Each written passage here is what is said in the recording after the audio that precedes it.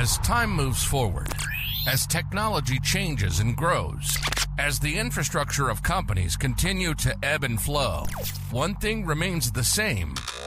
A leader has to produce. This is the Mosley Method Mastering Leadership Podcast, a transformational leadership approach that's centered around three core concepts: vulnerability, transparency, and authenticity. On this show, you'll learn how to be open and honest with yourself and with others, while also developing trust, empathy, and respect within your team. You'll learn how to empower them to take ownership of their roles and responsibilities. This is the Mosley Method Mastering Leadership Podcast. And now your host, Edward E. Mosley Jr.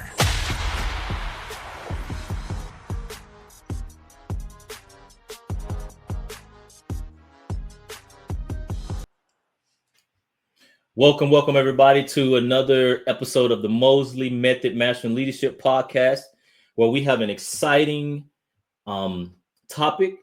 We have an exciting guest that will be joining us today, and I just can't wait to bring her in. Her name is Benita Williams, and before I tell you her title, I want to bring her on because I want to see her expression when I introduce her. Hey, Benita, how you doing? I am great, sir. How are you today? I am great. So before we get started, I want to introduce you again. Ladies and gentlemen, on this episode, we have Miss Benita Williams, the self-care surgeon.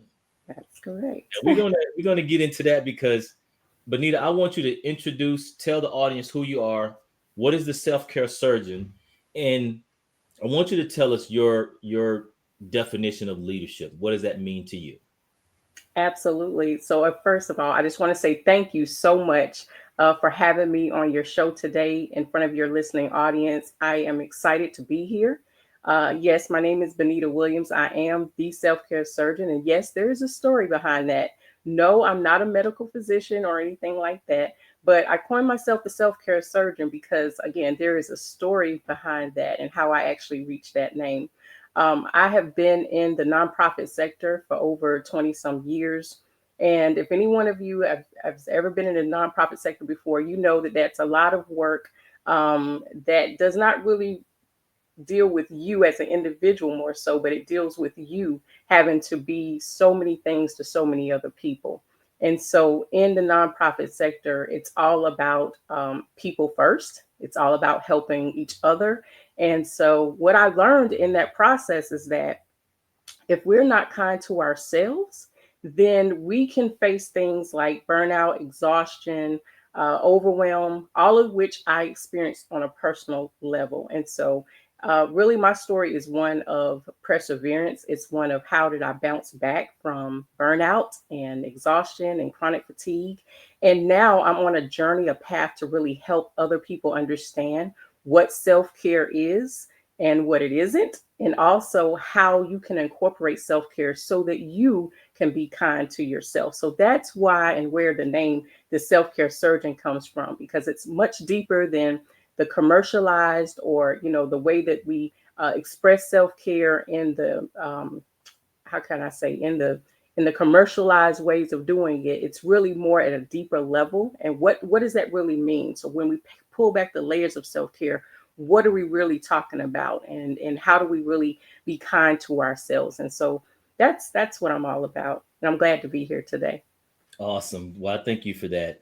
And tell us, so within the self-care world, within your world of expertise, what does leadership look like to you? Well, in my area of expertise, leadership is all about people first leadership. And so when you think about it, again, when you deal in nonprofit sectors or human resource sectors, anything that deals with day-to-day people, right? And you're really having to help those who may not be able to help themselves. It's all about helping people to realize what their true potential is and really helping them to be a better version of themselves. And that's kind of interesting because I've learned this along the way.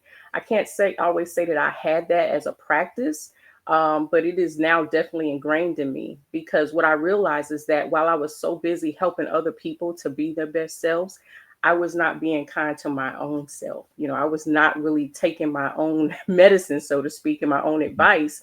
And it left me in a very unfortunate circumstance, along my journey. So, Yeah, I agree with that. And what was interesting, I was doing a coaching session yesterday, mm, um, and my client asked the question. He said, something has been bothering me for a couple weeks, right? And he said, I would like to use this time to talk about it. I say, sure. And he started going to some of the issues that he's been having himself. okay. He went Hmm. down the path of him as a supervisor not feeling valued, and he explained how he has tried to um, award his employees that he manages with some type of non-monetary or monetary or some type of an award, Okay. but his supervisor said no. Hmm. And so you mentioned burnout, right? Hmm. And one of the things that, as we drilled down in our session yesterday, I asked him if he had any kind of calendar, anything that he uses to kind of manage his time. And he said, "Yeah, I have a lot of yellow stickies that I have a to-do list." And I started laughing. And I was like, "Okay, but do you have those in time blocks where you do those particular tasks?" He said, Right. "No, I just do them. I just do them." And I stay here until I get them all done. And I say, "So when do you decompress? When do you like shut everything off? Exactly.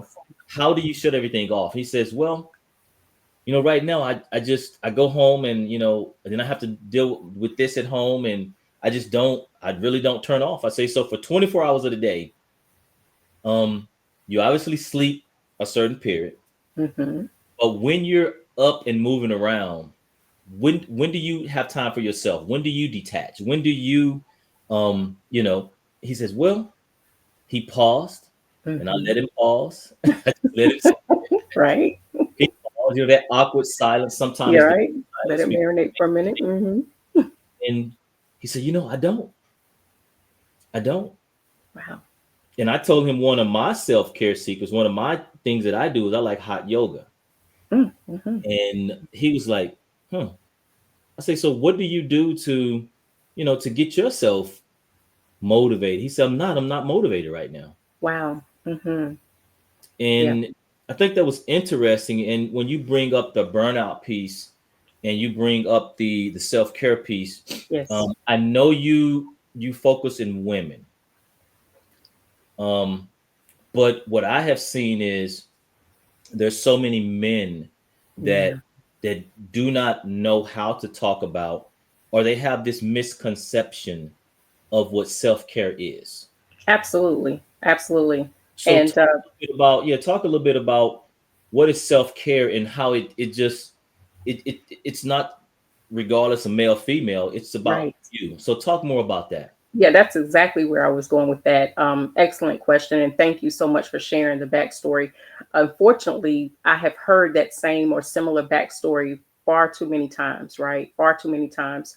And we've experienced it just recently going through the Great Resignation, which happened right in sync with the pandemic and everything that we experienced. And so I think that self care really just kind of came to the forefront because of what we experienced globally. This global pandemic that happened just kind of shed a new light on self care. But unfortunately, that's the story for many of us. It was certainly my story as well. I didn't have an off switch, didn't know how to turn the Yeah. off switch, didn't know how to decompress, to use your word, didn't really know what self care really meant. Had not heard the term in my place of business, in my place of work, and if I did hear about self care, it was always something related to something commercialized. Like I said, going to get a mani pedi or Yeah. going for retail Yeah. therapy, things like that. Mostly things that women do. You don't really hear men talk about self-care, all of those things. And so what happened for me is I really came up with my own definition for self-care. And I believe self-care is really being in alignment holistically, really being in alignment in all areas of your life. That's physical, mental, social, spiritual, emotional alignment. When you have true self-care, it's being in total alignment in all of those areas. Well, for me, I didn't really know what self-care was all about. I didn't understand it.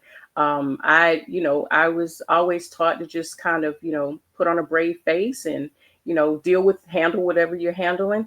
Always put myself on the back burner. I thought that was somehow, gratifying and somehow, rewarding, and somehow I was being a hero in that, or a heroine in that. And so that's how I approached, my day to day. Was always like, get the job done, never have an off switch. And so I can identify with your client and everything that he's saying. And yes, it self-care is across the board. It's not just particular to a particular group or sector. It is something that's definitely across the board. Men suffer with burnout just as well as women suffer with burnout. The men may not talk about it as much or express it as much, but there's an equal level playing field when it comes to burnout and the stresses of life that we both experience. So absolutely. Yeah. Yeah. I agree with that. And for Mhm. years, it was one of those things, like you said, we looked at self-care from a man's perspective, looking at it, to a woman's perspective. Mhm. That's going to get your man in your patty, and getting your hair done, and Yeah. getting some new lipstick or some new perfume or something, or going out with your girls or something like Right. that. Mhm. And men don't do that. We Right. don't, we don't do that. But it's and I have people come talk about me, or say stuff about me all the time. Oh my But goodness. but I occasionally, I would say at least monthly, I'm gonna get my feet done. I'll be in Okay. there with my headphones on. Yes.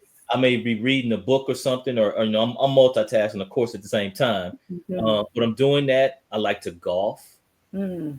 Golf is that scenery. It's that, even if you're walking, it's seeing the water, the trees, the breeze. It's that challenge of, being able to refocus on something different Right. rather than, employees or leadership or this or that. And it allowed me, you talked about the holistic approach, and that's crucial. Yeah. That's crucial. And I think that word holistic, from an HR background, Mhm. we're starting to get that word now. But anything when you start talking about emotional or holistic, it's one of those things that you can't put numbers or any kind of data to it. So, you don't know what it's doing or not doing. Right. And so Yes. people shied away from it. And I think the phrase that's making us lean more into it now is we're using the terms of work-life balance, Yes. and we're using the term now of health and wellness. Yes. And so, we're putting organizations are putting these kind of new words in place instead of saying, burnout or depression or work-life balance. There's it's just I don't know, it's a play on words. Yes. But the other thing I wanted to ask you about was, I was reading in your bio, Mhm. you said you show executives how to normalize adding free time back into their day so they can enjoy free time to do what they want. How do you do that? Absolutely.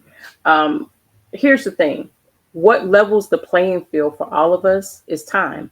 Yep. That's what levels the playing field for all of us. It's what you do with the amount of time that you've been given each and every single day. Yeah. I once heard a person say the difference between myself and Oprah is what Oprah gets to do with her time, right? Versus what we get to do with our time. And so when you think about it, time levels the playing field. Time levels the playing field. We all get 24 hours a day, 7 days a week. That's it. And God's not making any more time. So it's really important and crucial to understand how you use your time is everything. How you use your time is everything. And so for me, one of the things I realize is that I get to choose how I want to, divvy up my time. If you think about going to sleep and resting, are you really sleeping? Are you really getting the full 8 hours of rest? Or are you just, trying to get 2 or 3 hours here and there, and then you're back up burning the midnight oil again? I'm Mhm. guilty. I've been guilty of that in the past. Wasn't really sleeping properly, didn't really understand what rest breaks really were, and how do you be intentional about taking these strategic pauses, as I like to call them. But we're in control of our time, and that's it's not just a luxury, but it is an absolute necessity. And so for me, it's about awareness. First of all, just understand that this is all you have 24/7, right? So what you choose to do with it is everything. And so once someone gets that awareness that, no, I really am in control of my time, and then how I choose to spend my time is everything, now we start to put some priorities in check. We start to realize that maybe I don't give, my business or my company, you know 15 hours or more a day, or maybe I don't work, those 80-hour work weeks anymore. Maybe I need to make some adjustments here and there, or maybe I just need to focus on just those three top priorities for the day, instead of trying to get through my whole to-do list, Yeah, as I've been yeah, guilty of as well. You yeah, try to finish everything on your to-do list, and it's like, no, you need to really divvy up your time and how you choose to spend your time. I'm a big uh, uh, champion of setting aside these, what I call these strategic rest breaks throughout your day.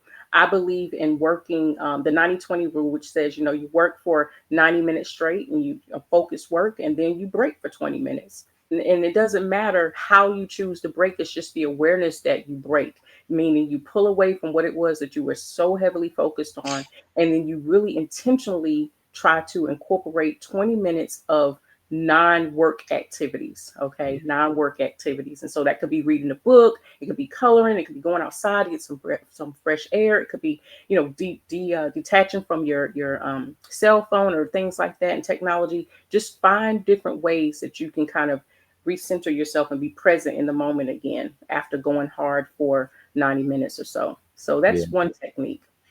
I think I do that. Didn't know that was a technique, but I think Yeah. yeah. Good for What you. I Good do for is you. because with like I said, once we went into COVID Yeah. and you teleworking sometime, or remote work, whatever. What I do is I will, like you say, work for an hour, hour and a half, whatever that is, and then I like to golf. And Mhm. so, um, one of the things that we say in golf is you're driving. So the driver off the tee, you're driving for show, but you're putting for dough. I And like that. so once you get on the green, you can get there in one, but if you four putt or five putt, then you're losing. So what Mhm. I do is I have probably about 20 or so, about 20 just golf balls I have around the house, Okay. and I will hit those. I would hit each of them like 4 or 5 times a day. So I'm hitting 20 golf balls 4 or 5 times a day, but I'm practicing my putting. Yes. I'm Yes. practicing my putting, and I'll put it on carpet. I'll put on the laminate floor, because the different greens, when you go to different golf courses, the greens are different. So some greens may be fast, some may be slow. And so Gotcha. for me, when I put off of a hardwood floor, it resembles a real fast green. So I have to hit it softer. But if I'm putting on a hard green that's slow, I will put off the carpet. So I'm practicing golf in my 20 minutes, you know? Absolutely. Absolutely. And Yep. what you're also doing, and you may not even realize this as well, but what you're also doing is you are teaching yourself how to be in the moment. Yeah. You're teaching yourself how to be present, because in order for you to focus on what kind of turf you're actually Mhm. golfing on, in order for you to change your swing according to, the turf that you're on and things like that, that means that you're really present. You're really in that moment and you're embracing that time, which is everything.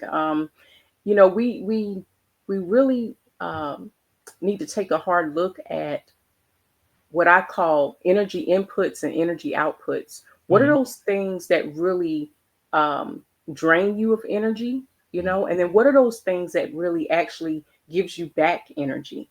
I always say that, time is energy, and energy is time. So like anytime you're doing something productive that really puts more energy back into your day, you're actually adding more time to your day as well. So kudos to you for doing that. That's definitely, and the beautiful thing about self-care is it's individualized.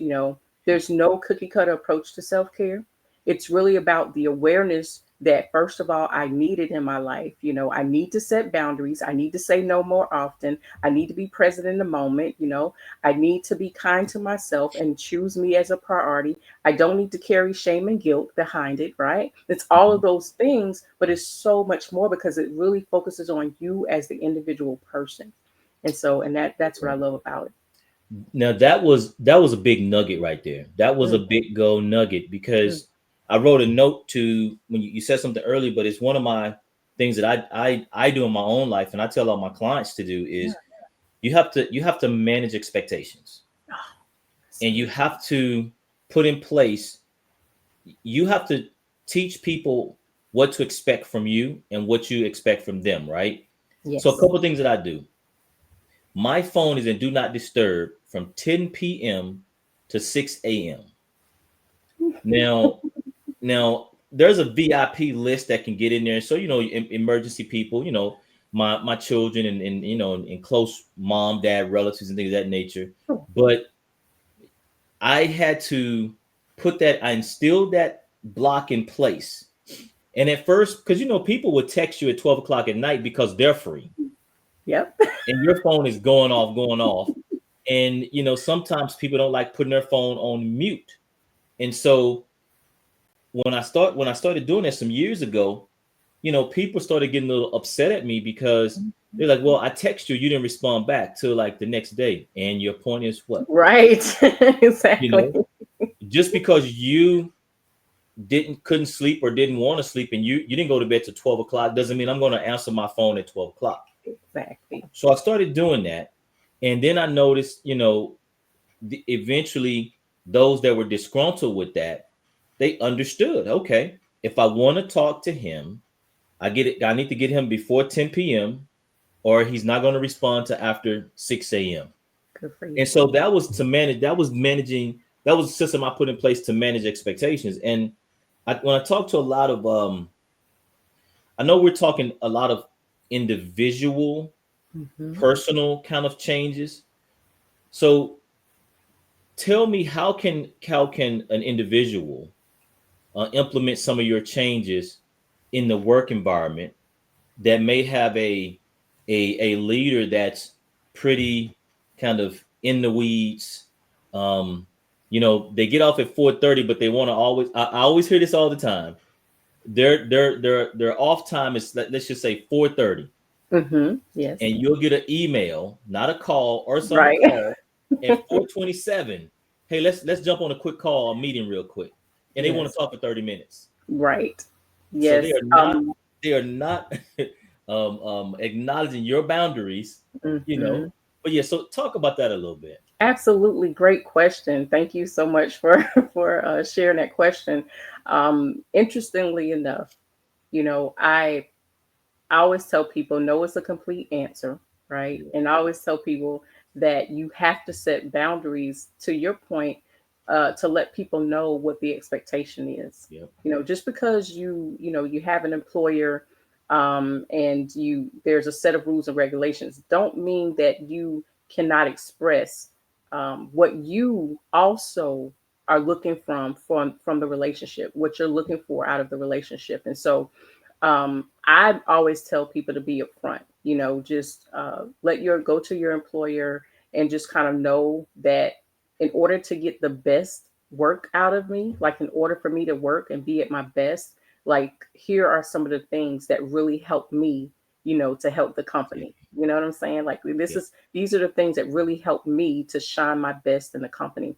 And it's important that we establish that, because most of us, between home and work, we're usually spending most of our time between those two places. You're usually spending most of your time either at home, or you're spending most of your time at work, or your home may also be your work, because we saw a lot of that hybrid, kind of take place and the telecommute thing kind of take place more so during the pandemic. And so it's very important, if you work from home, like I do, to be able to separate work time from family time and all those other things, and to be able to have those boundaries in place, so that, hey, after a certain point in time during the day, I don't take any more appointments. My calendar flips automatically to the next day because I set those parameters in place. After a certain point in time of day, I don't take any more appointments. I don't answer the phones or things like that. And so it's okay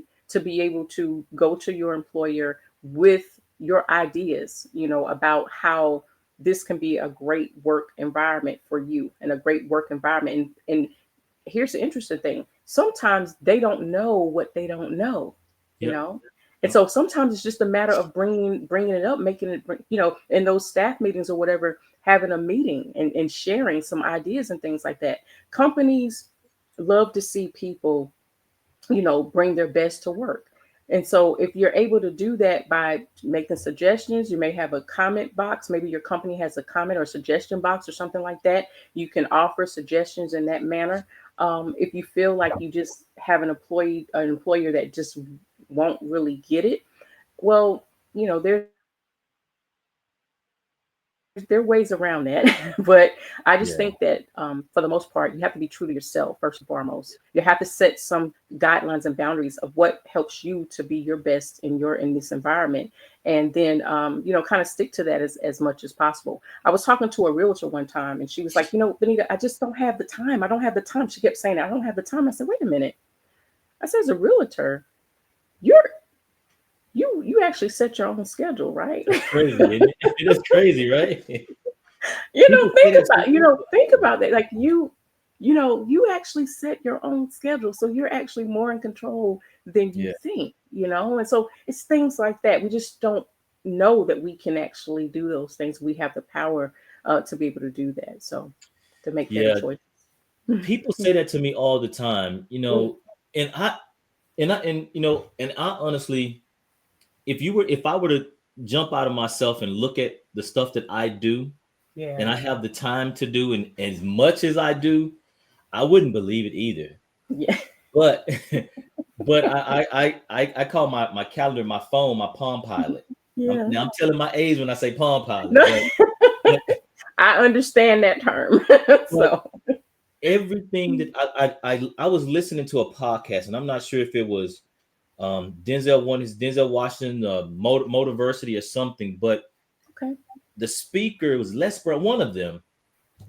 And what he said, what they basically said was, most successful leaders or successful millionaires, billionaires or whatever, they plan their entire day. Yes.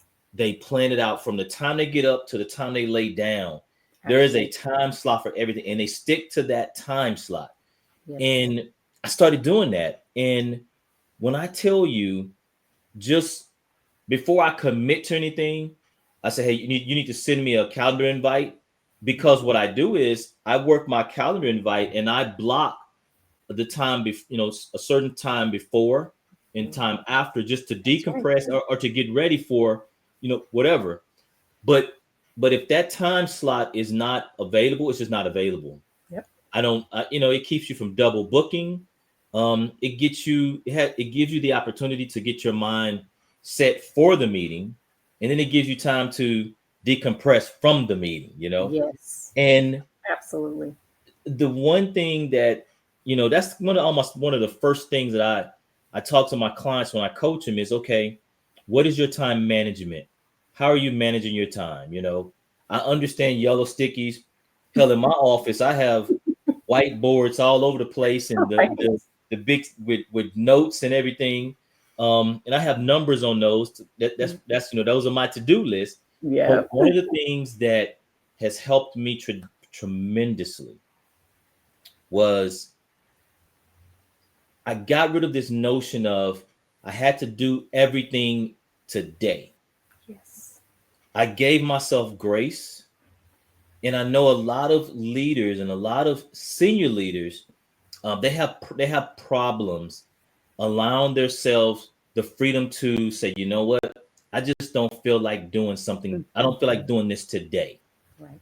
It doesn't mean that I'm a failure. It just means I'm giving myself the opportunity to just focus on something else. Now, Absolutely. what I want to ask you is this holistic view, this self-care, this self-discovery, um, the evolution of leadership has evolved over the years, right?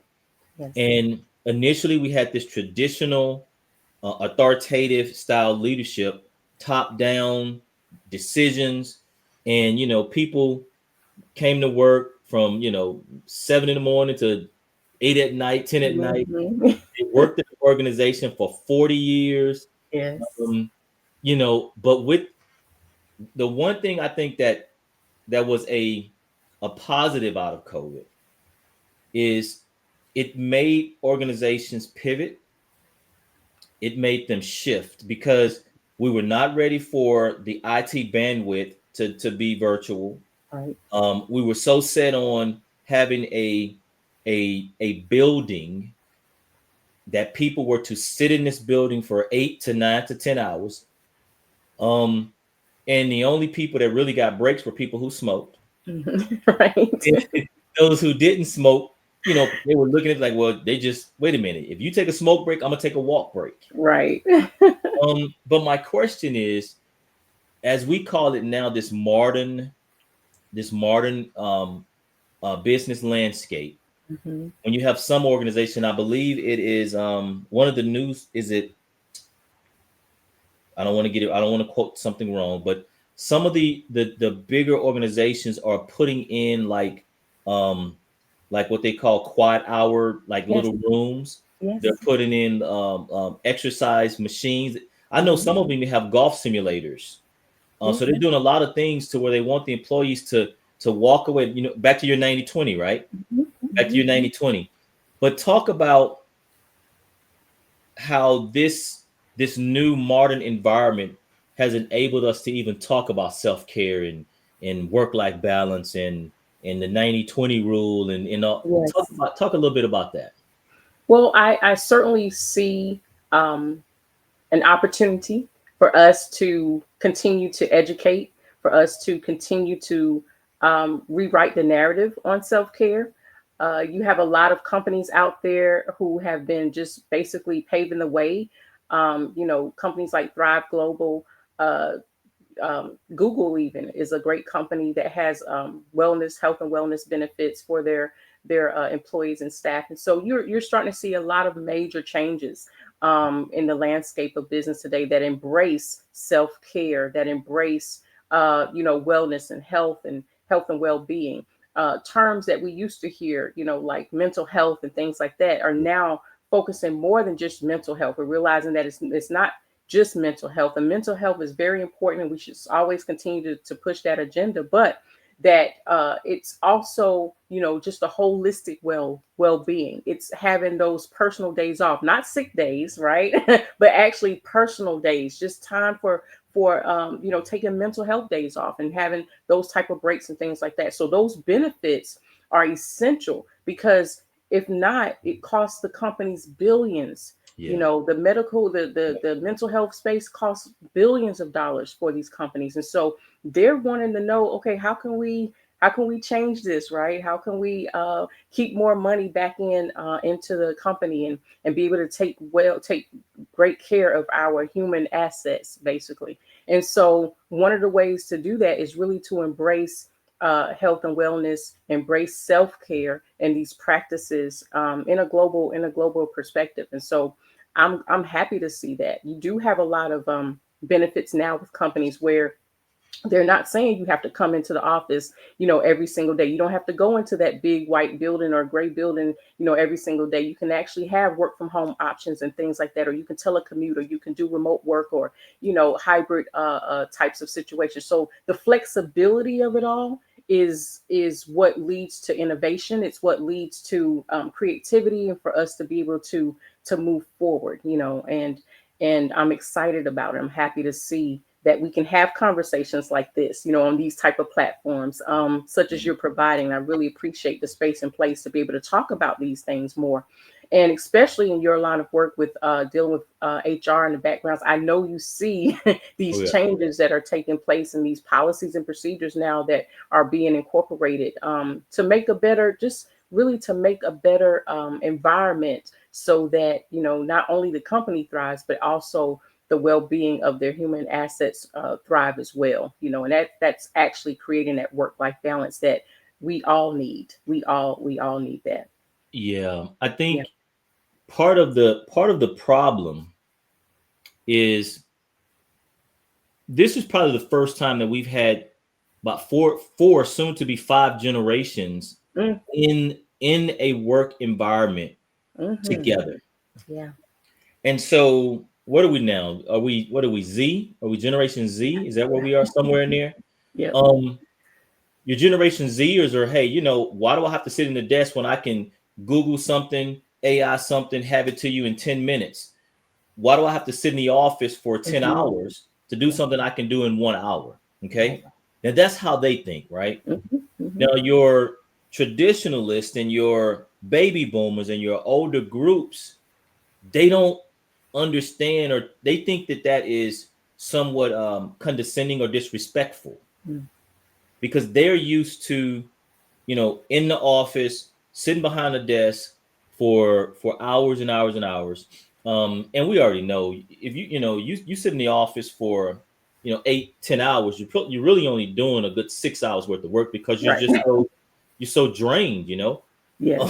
Excuse me. And the other thing that I noticed was, in talking to some senior leaders throughout various organizations, there's a couple things I noticed. One thing is, some of them are so strung on having to see the employee, having to, see them in the office, see them in the building, that they cannot make the adjustment of not having to see them, because they think if they don't see them, that they're not doing the work, right?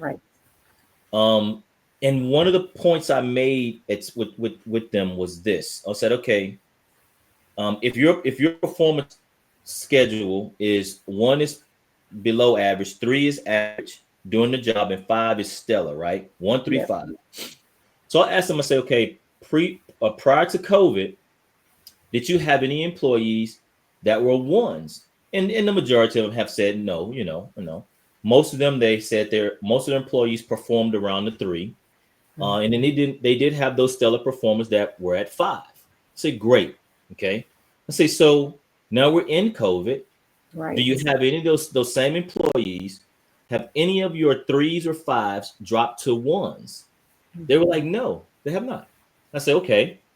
Have any of your 5s dropped to 3s? And the majority consistent was no.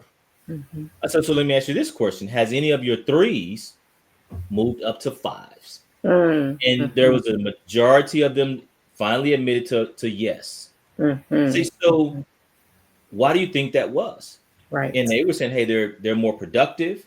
They seem to be more engaged. Their quality of work seems to be better. So I'm like, okay, so why are you so dead set on getting them back into the office? Right. What is it about that? So maybe the problem is not the employee.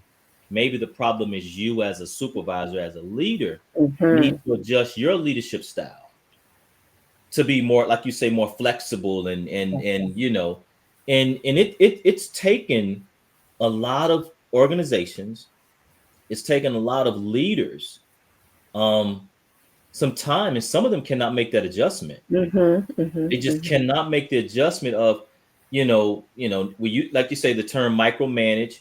Well, the flip side of that is being flexible, being transformational. Yes. You know, and I talked to a lot of them. I said, okay, well, tell me what your leadership style is. And a lot of them didn't even realize that there was at least 15 different styles of leadership right now. Yeah. Yeah. And you're still on this transactional, Right. traditional, authoritative. Nope, nobody wants that. And so the other thing I noticed was we for years, 40, 50 years, Hmm. we were so dead set on buying a building, putting a number of employees in a building, Yes. paying for light bills, paying water, paying, all this.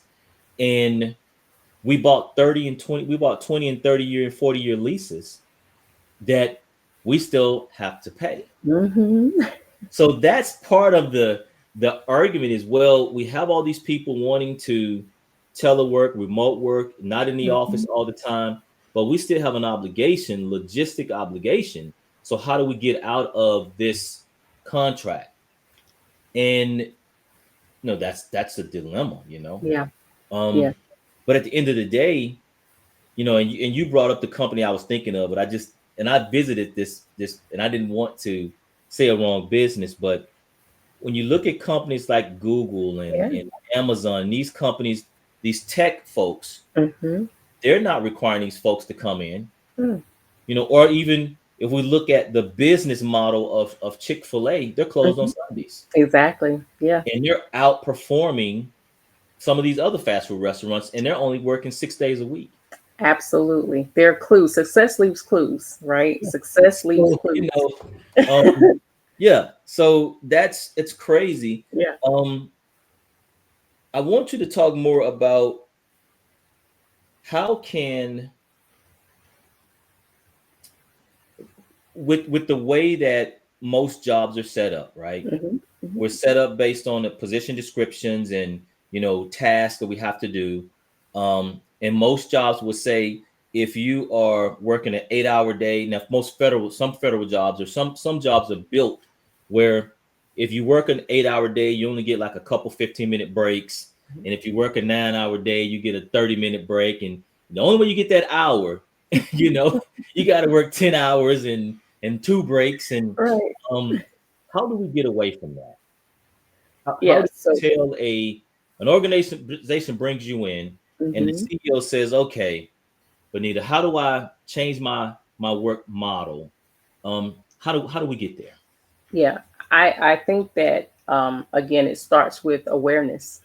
You want to really look at, and there's data that backs this today. Yeah. That maybe we didn't have 30 years ago or 40 years ago, but we can certainly see the data proving more and more today how self care and wellness initiatives actually help to improve the bottom line.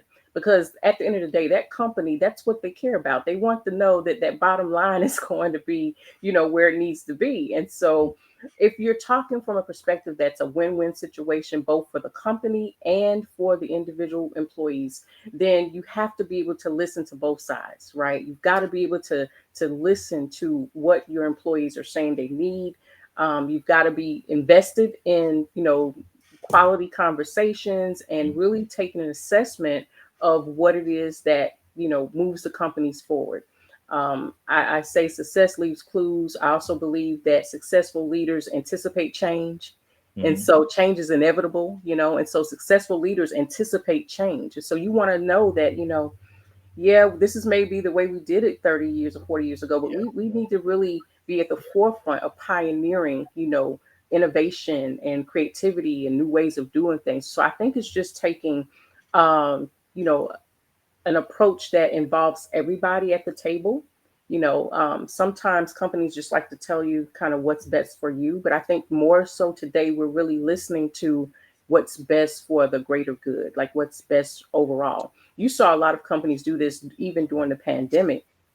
I even heard a lot of people talk about how their philosophies changed in their businesses and their values changed in business when it came to COVID. COVID brought out so much that we Yeah. could learn from, and like I said, there's data now to back it. Not just COVID, but COVID plays a big part in that. But you think about it, if it warrants you to change your company's policies or philosophies, or be able to implement or add some amendments to their current policies and things like that, if it's going to if the reward is going to be greater than the risk, right, then don't be afraid to take that educated risk. Don't be afraid to do that. And so I just think it's a matter of bringing all stakeholders to the table and Yeah. really discussing, what's the best interest for all involved. Yeah. Yeah, that was a great point. And what I have seen, Hmm.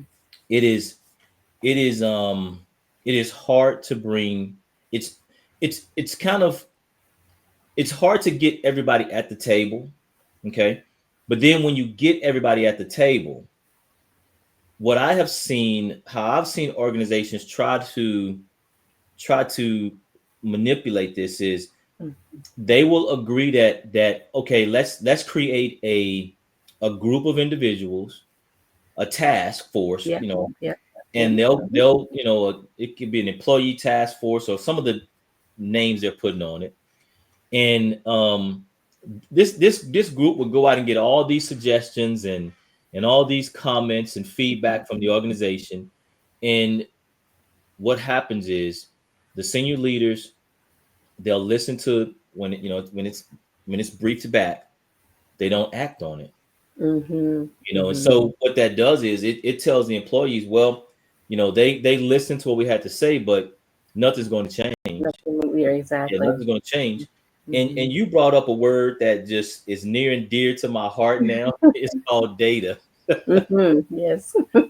I did not I don't want to say I didn't like it, because I've always been a person that was very interested in statistics, Yeah. right? I love statistics. Mm-hmm. And now the big word is big data.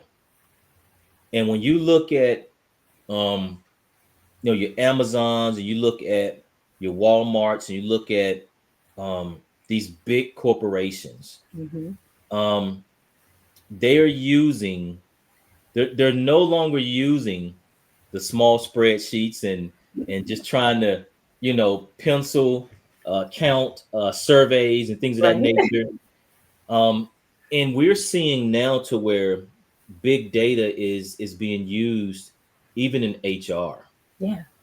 And one of the things when I saw it happening was um, when some of these companies advertise a position, um, 50, 30, 40, 50,000 people may apply for that position, Mm-hmm. especially if it's a federal agency and they open up to the public. So, I used to always wonder, why does it take 6 months to a year for, you know, for a job to close and a selection to be made? But it Mm-hmm. was those type of situations to where, the IT in this modern industry has shifted so much into using data, Yes. um, to where they're able to, from an HR perspective, they're able to take certain algorithms and programs and to go through 50,000 applications in a matter of an hour or 30 Yes. minutes, Yes. to narrow that down from 50,000 to 50. And then they may give that 30 or that 50 to the hiring official. Now they're able to quickly go through, which cuts that year down to now a few months. Mm-hmm. But yeah, that's another piece that I think when you look at this, the burnout piece, when you look at a lot of the expectations that are put on employees, Yes. that's part of the situation is we needed them to be at that desk to go through these 50,000 resumes that may take them just 3 or 4 months just to go through Right. resumes. And then you have the various styles of resumes, the various words. You may say employees, somebody may say personnel, somebody Mm-hmm. may say, civilian, and so you got to figure out what words mean the same. So yeah, Right. just this whole, this modern environment and a lot of um the new technologies that we're going to have to use moving into this post COVID, into new business landscape is Yes, crucial. it is. And Absolutely. organizations are going to have to become even more flexible, because what's going to, and I talk to this, a lot. If an organization is not being flexible, something as simple as just telework, remote work, Hmm.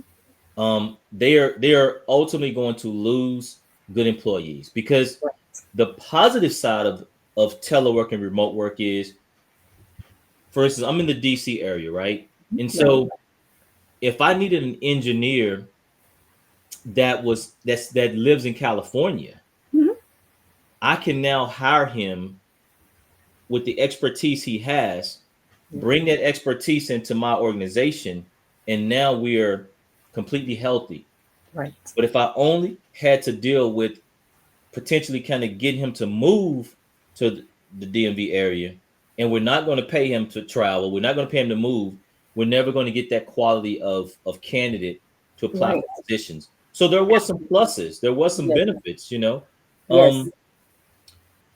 So what is a bit of advice that you would give to a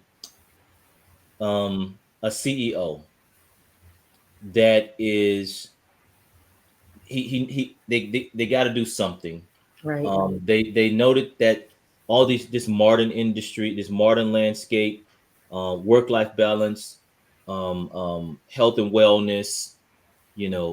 These are topics that are just trending high right now, and Yes. sounding really loud. Yes. What would you tell that CEO um, to consider? What would you tell them to do? Yeah, so great question. I think first and foremost is be aware, right? Become more aware of what's happening. The landscape is changing. The landscape is changing. And so those that are successful, again, anticipate change. They Yeah, prepare for change, they embrace change. And so what I would simply say is that, pay attention to what's going on in that particular industry, in that particular sector. Pay attention to what's going on globally. These things aren't going anywhere. AI is here to stay. Telecommute work is here to stay. Hybrid positions and things like that. It's all here to stay. And so what we have to do is normalize self-care, normalize how we incorporate self-care into the work environment, because that's where most of the people spend most of their time outside of their homes, is in their work environment. So we need to normalize how we take care of our human assets, and understand, if you want to reduce volunteer absenteeism, if you want to reduce the great resignation, as we saw what happened, where a lot of people just left and did not return to work, things like that going on. If you want to kind of be around for the long haul, you got to realize that what you did yesterday may not necessarily be sufficient for today. And so we really have to have those conversations, bring some key stakeholders to the table, start broadening your network, and things like that, to really impact change going forward in this arena. I mean, we really want to stamp out burnout. I truly believe that we need to have more conversations and change the narrative about how we see stress and chronic fatigue and yeah, those things like that. We don't need to wear it as a badge of honor. It's not a badge of honor, that we work and exhaust ourselves and things like that, for the good of the company, so to speak. We really need to embrace work-life balance as a holistic term, and companies really need to be invested in the quality of not just work, but that quality of that employee's home life as well. yeah, And making sure that they're good coming into work, but they're also good going home from work. yeah. Yeah. That's a great point. And I, as you were talking, before you tell the audience how they can get in touch with you, and of course I'll get your information as well. Um, I actually have had leaders, you know, they're, these are actually, I'm gonna give you some real true, Hmm. um, words out Well, of, make it plain. Yep. yeah, yeah, I'm gonna make it real plain. I have had leaders say to me that, well, I they I heard that my one of my employees had their kids at home with them. or they were walking the dog. They should be working. You're not supposed to be keeping your kids while you're working. And I asked them, I said, why do you even care? Mhm. Well, if they were at work in the building, they wouldn't do that. So it should be the same. It should be the same. I'm like, but if that employee is giving you maximum performance, There we go. why do you care if they're walking their dog for a walk break, or if their kid happens to be at home? How much money do you think that family has saved because that mother can take care of her kid, and who's self-sufficient anyway, half the time is at school, but before and after care could, per child in the DC area, could be $600 to $1,200 a month. Mhm. That's Mhm. just before and after care. That's not even considered Oh yeah. in the daycare. Yes. And Yes. so, to me, it goes back to, like you say, looking at that holistic approach of, okay, I have a workforce Mhm. that is not 60 or 50 plus years old. Mhm. They are 30 and 35 years old. They're married. They have 2 to 3 kids. What does me making them come into work, how does that affect them? Financially, mentally, physically, spiritually, mentally, the whole 9 yards. Yes. And that's the type of things that we should be looking at as leaders. What is our workforce? How's it built? What is it Exactly. comprised of? Yeah. And some Exactly. of our leaders have they struggle. They struggle with they're supposed to work. We hired them to do this, and Well, yeah. what it reveals, if you allow me to Mhm. elaborate, what it reveals is that maybe there are some practices that or disciplines that they don't have. Yeah, There's some exactly. things that they haven't even adopted in their Yep. own lifestyle. So Yep. maybe there's a lack of work-life balance even in their lifestyle. And so Yep. again, having these meaningful conversations, bringing things to the forefront may cause them to look inwardly. Because one of the things, to get back to something you said earlier, what you were describing when you say, I take a break, I back up from work and I go golfing or I do this and that. What you're really describing is, I'm exemplifying self-compassion. And Hmm. a lot of leaders don't exemplify self compassion. So you give yourself permission to be able to take a break, take time off, Hmm. replenish, re energize, things like that, refuel, refocus, renew your mindset, things like that. So we want to embrace again. I believe that transformation is all about how can I be the best version of myself? How can I help other people to be the best version of themselves? And that's an ongoing process. We never really arrive, but we're on the path, we're on the journey, right? And so we get better with time and through communication and things like that. So Yeah. yeah. Well, Benita, tell our listening audience how they can get in touch with you. Absolutely. Again, Mr. Mosley, thank you so much for this opportunity. I could talk about this all day. I know we don't have that much time, but I could talk about this all day. Thank you again for extending the opportunity. If you want to reach out for me, you can find me on my website. It's www.benitawilliams.com, www.benitawilliams.com. All of the resources are there. I have some articles and things like that, just really a way to know more about me and the services I provide. It's all right there on the website. Got it. Hey, you made yours simple like I did. I made mine real simple. Yeah. My name. That's it. I was Remember my trying to name. Right. remember. Yeah, I was trying to remember this website, and I'm Edward E. Mosley Jr., but this is my website. And I'm like, you know what? I'm gonna make it simple for me, not for everybody else, but for me. Yes. Yes. Well, Benita, it's been a pleasure to have you on the show. Same Um, here, sir. I have your information. I would definitely I can't wait to get this out there for the listening audience. And I had a great time, especially when it comes to just hearing your perspective on how do we implement self-care programs, and Yes. just having this conversation, like you said, awareness into the workplace. Mhm. We don't have to wait till we have a toxic work environment, because now we got EEO, we got all this other stuff going on, and I'm pissed because now I'm just ready to lead an organization. Right. I don't want mediation, I don't want any of that. But if we can talk Mhm. self-care and health and wellness, and have open communication Yes. before we get to the toxic work environment. And we Yes. got to hold everybody accountable too. I've seen Yes. so many leaders not held accountable for just simple actions of, well, I didn't know that this affected him that way. But did you even ask? If you ask exactly, yeah. How invested are you? That's what I mean by being invested in the human asset. How invested are you? Yeah. So yeah, again, so I thank you for coming on the show, and everybody. This has been another great episode of the Mosley Method Mastering Leadership podcast, and stay tuned for additional shows. And again, like I just love closing the show. I just like to say peace. All right. Peace. Have a good day. Thank you. You too, sir.